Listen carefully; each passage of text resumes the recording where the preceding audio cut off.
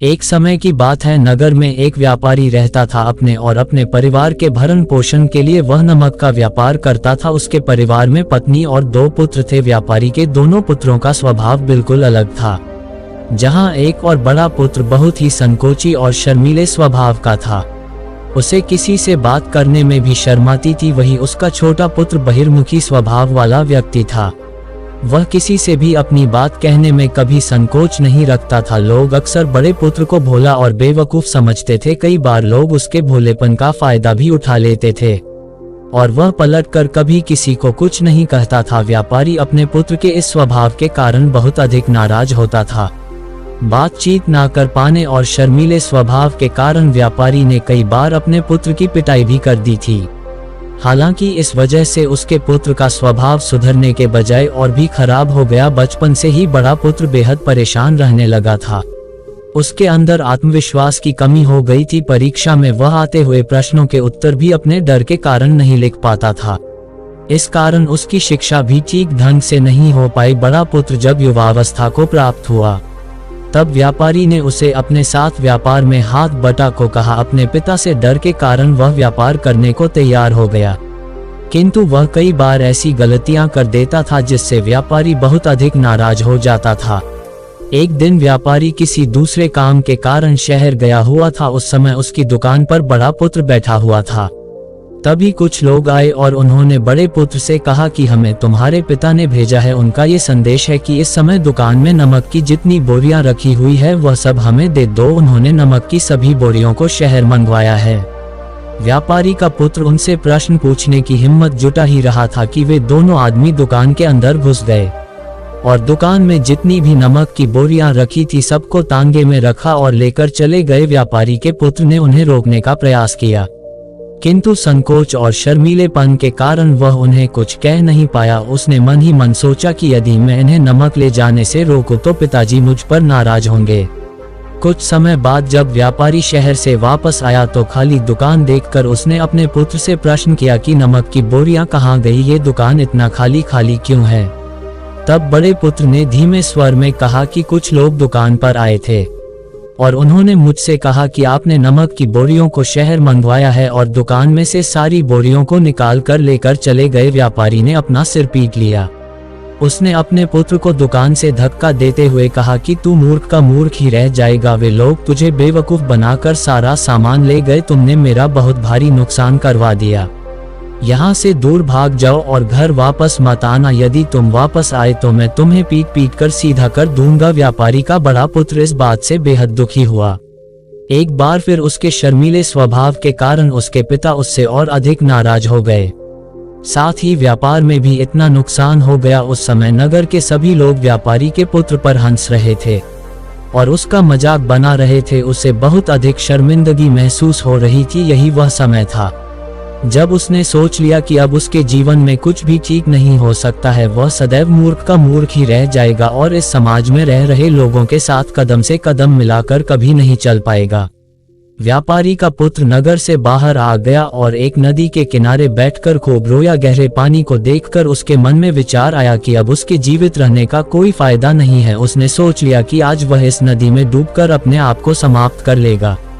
असफल जीवन जीने से अच्छा है कि वह स्वयं को समाप्त कर ले। उसने जैसे ही नदी में छलांग लगाई, एक बौद्ध भिक्षु ने उसे बचा लिया और नदी से बाहर निकाल कर ले आए। व्यापारी का पुत्र बौद्ध भिक्षु पर नाराज होने लगा और कहने लगा कि तुमने मुझे क्यों बचाया, मैं इस असफल जीवन को जीना नहीं चाहता। बौद्ध भिक्षु ने उसे समझाया कि जीवन एक ही बार मिला है और यदि तुम जीवित ही नहीं रहोगे तो असफलता को खत्म करके सफल कैसे बनोगे। तब व्यापारी के पुत्र ने कहा कि मेरे जीवन बहुत अधिक समस्याएं हैं। ये सभी समस्याएं मेरे संकोची और शर्मीले स्वभाव के कारण हुई है। मैंने अपने पिता का नुकसान करवा दिया। मैं एक अच्छा पुत्र नहीं हूँ। अपने स्वभाव के कारण मैं शिक्षा ग्रहण भी नहीं कर सका। ये सारा संसार मुझे मूर्ख समझता है। क्या किसी मूर्ख को इस संसार में जीने का अधिकार है? तब बौद्ध भिक्षु ने कहा कि तुम्हारे इस प्रश्न का उत्तर तो मेरे गुरु ही देंगे। चलो मैं तुम्हें मेरे गुरु से मिलवाऊं। व्यापारी के पुत्र ने कहा कि वह किसी से बात नहीं करना चाहता। आज वह अपना जीवन समाप्त कर लेगा। किंतु बौद्ध भिक्षु के बार बार समझाने के बाद वह उनके साथ जाने और उनके गुरु से मिलने के लिए तैयार हो गया। बौद्ध भिक्षु व्यापारी के पुत्र को आश्रम की ओर लेकर गए। वहां पर व्यापारी के पुत्र ने देखा कि एक व्यक्ति पेड़ के नीचे ध्यान मग्न बैठे हुए हैं। तभी बौद्ध भिक्षु ने कहा कि यह हमारे गुरु गौतम बुद्ध हैं। दोनों ने गौतम बुद्ध को प्रणाम किया। वह युवक वहीं पर बैठ गया और गौतम बुद्ध को देखकर रोने लगा। गौतम बुद्ध ने उससे उसके रोने का कारण पूछा। तब उसने कहा कि अब आप ही मेरी आखिरी उम्मीद है। यदि आप मेरी समस्या का समाधान नहीं करेंगे तो मेरा ये जीवन समाप्त हो जाएगा। गौतम बुद्ध ने व्यापारी के पुत्र से उसकी समस्या के बारे में पूछा। तब उसने बताया कि किस प्रकार वह बचपन से ही शर्मीले और अंतर्मुखी स्वभाव का है। इस कारण लोग उसी से मूर्ख समझ लेते हैं और उसके पिता भी उससे प्रेम नहीं करते। तब गौतम बुद्ध ने युवक को शांत कराते हुए कहा कि मेरे पास तुम्हारी समस्या का समाधान है, तुम्हारा जीवन बहुत ही आसान हो सकता है। तब युवक ने कहा कि क्या सचमुच ऐसा हो सकता है? आप बहुत ही महान व्यक्तित्व प्रतीत होते हैं। आपके तो कई शिष्य हैं। हे गुरुदेव, मैं भी आपका शिष्य बनना चाहता हूँ। क्या आप मुझे अपने शिष्य के रूप में स्वीकार करेंगे? गौतम बुद्ध ने कहा कि हाँ अवश्य। युवक ने कहा कि ठीक है गुरुदेव, अब मुझे वह उपाय बताइए जिससे कि मेरा जीवन बदल जाए। गौतम बुद्ध बोले, किंतु उससे पहले तुम्हें मेरे कुछ महत्वपूर्ण कार्य करने होंगे। यदि तुम मेरा ये कार्य करो तब मैं तुम्हें कुछ ऐसे उपाय बताऊंगा जिनके कारण तुम्हारे जीवन में सब कुछ ठीक हो जाएगा और तुम्हारे पिता भी तुमसे प्रसन्न रहेंगे। गौतम बुद्ध ने उस युवक को कहा कि आज से 3 दिन बाद मैं तुम्हें ऐसे उपाय बताऊंगा जिससे तुम्हारा जीवन बदल जाएगा, किंतु 3 दिनों तक तुम्हें मेरे सभी कार्य करने होंगे। मैं जैसा जैसा कहूंगा यदि तुम वह कार्य को करने में सफल रहे तो तीसरे दिन के बाद तुम्हारा जीवन बदल जाएगा। तुम्हारा पहला दिन कल से शुरू होगा। अभी जाओ और आश्रम में ही आराम करो। अगले दिन व्यापारी का पुत्र गौतम बुद्ध के पास पहुंचा और कहा कि हे गुरुदेव, मुझे पहले दिन का कार्य बताइए। तब गौतम बुद्ध ने कहा कि आज तुम्हें 10 अजनबी व्यक्तियों से बातचीत करनी है और उनका हाल जानना है। इसका लेखा जोखा शाम तक लेकर आना। व्यापारी के पुत्र को बड़ा ही संकोच महसूस हुआ, किंतु उसने गौतम बुद्ध को हाँ कह दिया। वह निकल पड़ा। 10 अजनबी लोगों से बातचीत करने। शुरू में उसे बहुत अधिक संकोच हुआ। कई लोग तो डांट कर भगा देते थे। उसके सामने अपना जीवन बदलने का यही एक उपाय था। आखिरकार कोशिश करते हुए उसने 10 अजनबी लोगों के नाम और उनके व्यापार का लेखा जोखा प्राप्त कर लिया। शाम को जब वह गौतम बुद्ध के पास पहुंचा तो प्रसन्नता के साथ उसने गौतम बुद्ध को बताया कि आज का कार्य उसने सही ढंग से पूरा कर लिया है। कुछ लोग तो उसके मित्र भी बन गए हैं।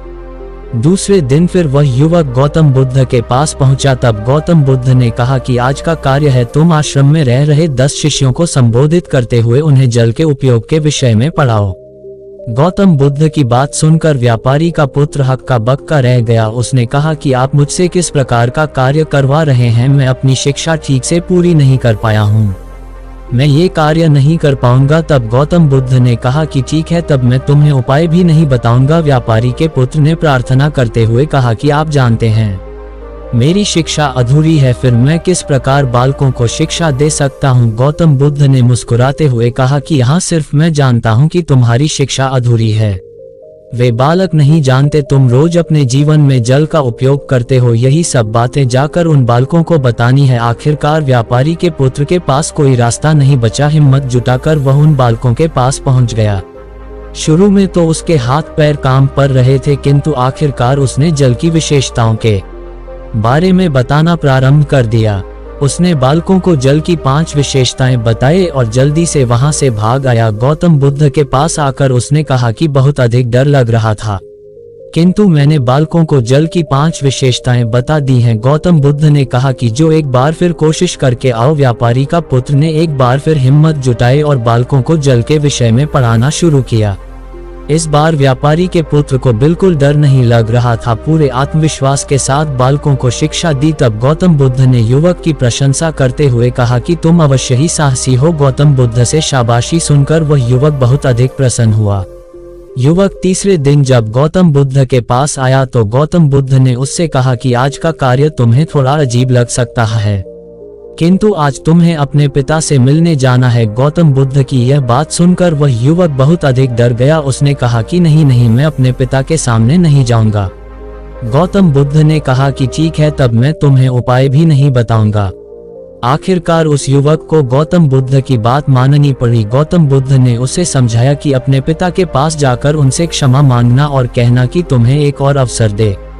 ताकि तुम स्वयं को बुद्धिमान साबित कर सको। उसे युवक ने बड़ी हिम्मत के साथ अपने पिता का सामना किया और उनसे क्षमा मांगी। आखिरकार व्यापारी ने अपने पुत्र को क्षमा कर दिया और उसे दूसरा अवसर देने के लिए तैयार हो गए। व्यापारी का पुत्र गौतम बुद्ध के पास आया और उसने जब उपाय के बारे में जानना चाहा, तब गौतम बुद्ध ने कहा कि तुमने स्वयं ही अपना उपाय खोज लिया है। तुम किसी से बात नहीं कर पाते थे, शर्मीले थे, सब कुछ तुम्हारे मन में बैठा हुआ डर था। हम कितने आत्मविश्वास हैं, कितने शर्मीले हैं और हमारे अंदर कितना डर है, ये सिर्फ हमें पता होता है।